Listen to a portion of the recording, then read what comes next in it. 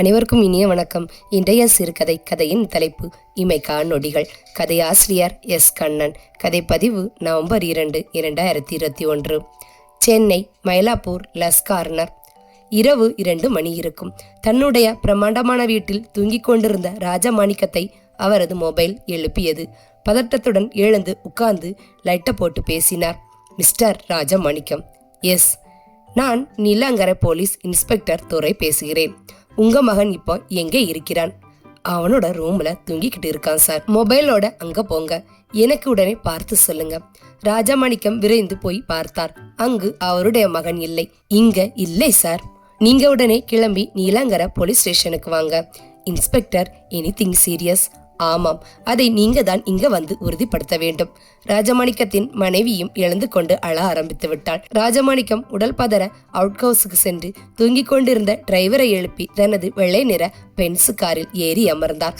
Car Neelankarai police ஸ்டேஷனை நோக்கி விரைந்தது. ராஜமாணிக்கத்துக்கு 4 வருடத்திற்கு முந்தைய சம்பவம் உடனே நினைவுக்கு வந்தது. அன்று அப்படித்தான் இரவு 12 மணிக்கு இதே நீலாங்கரை போலீஸ் ஸ்டேஷனிலிருந்து போன் வந்தது. ஆனால் அது அவள் மகள் சம்பந்தப்பட்டது. இதே மாதிரி மகளை ரூமில் காணவில்லை.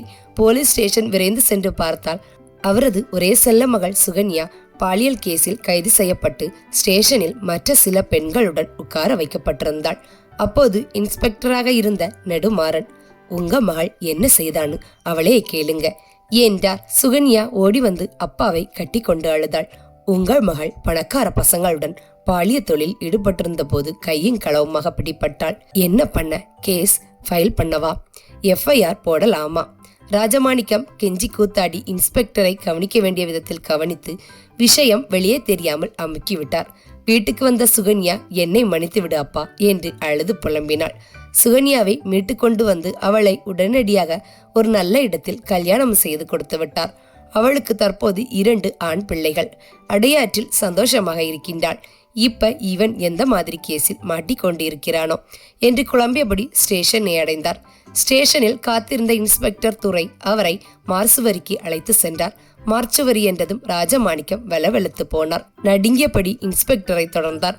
அங்கு வைக்கப்பட்டிருந்த பல உடல்களில் ஒரு உடலில் வெள்ளை போர்வையை விளக்கினார். அவரது மகனின் உடல் அடையாளம் காண முடியாதவாறு சிதறிய நிலையில் காணப்பட்டது.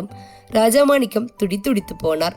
மகனை இழந்து விடுவோம் என்று அவர் ஒருபோதும் நினைத்தது கிடையாது. உங்கள் மகன் ஈசிஆர் ரோட்டில் நண்பர்களுடன் பைக் ரேஸில் ஈடுபட்டிருந்தான். நிறைய குடித்திருப்பான் போல. எலக்ட்ரிக் கம்பத்தில் வேகமாக மோதி உயிரை இழக்க நேரிட்டது.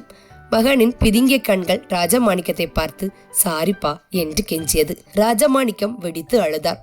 இப்ப அழுது என்ன பிரயோஜனம்? வளர்க்கும் போது பொறுப்பான அப்பாவாக இருக்க தவறினார். இப்படிதான் பணத்தை சேர்க்க தெரிந்த உங்களுக்கு பிள்ளையை ஒழுங்க வளர்க்க தெரியவில்லை. பெரும்பாலான பணக்கார பிள்ளைகள் இரவு நேரங்களில் இமைக்கா நொடிகளுடன் கேளிக்கைகளை நாடி அலைகிறார்கள்.